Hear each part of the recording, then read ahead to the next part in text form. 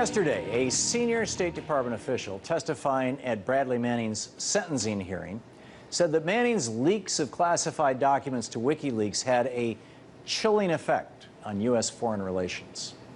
Much of the Manning case comes down to one simple fact.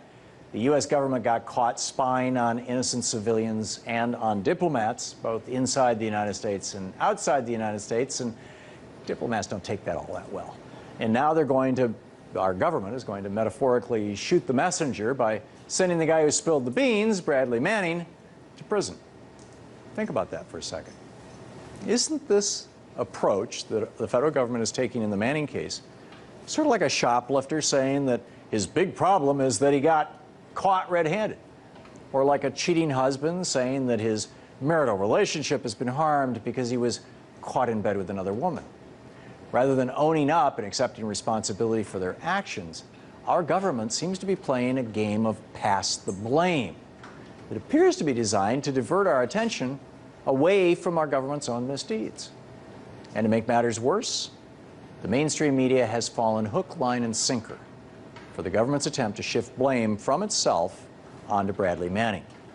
Rather than questioning the government's real motives in the Manning case and discussing the actual context of Manning's document leaks, our media has been vilifying Manning since the day he was arrested.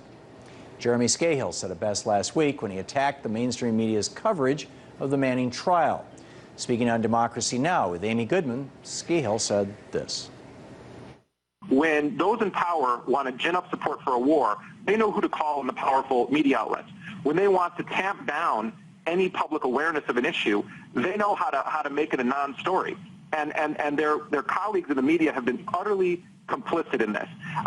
There has been more coverage of the indictment of that Real Housewives lady and her husband than there has of Bradley Manning.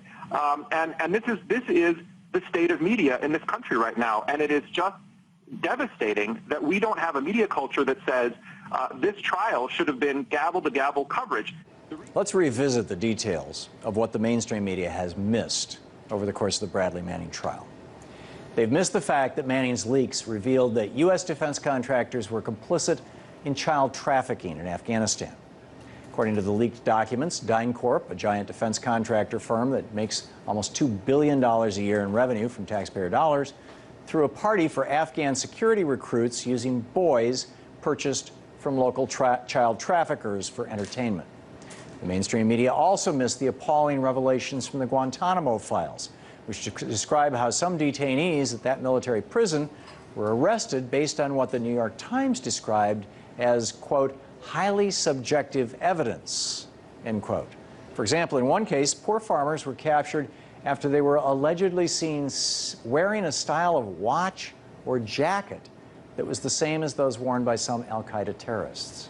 Yet those innocent farmers may still be in Guantanamo today, along with the 80-some prisoners who have already been cleared for release, but are still there. And the mainstream media also missed reporting that U.S. military officials deliberately withheld information about the killings of 2 Reuters staff members and a dozen innocent civilians in Baghdad on July 12, 2007. It was the release of that video footage of that attack that ignited the firestorm over WikiLeaks in the first place and started our government's efforts to hunt down Bradley Manning.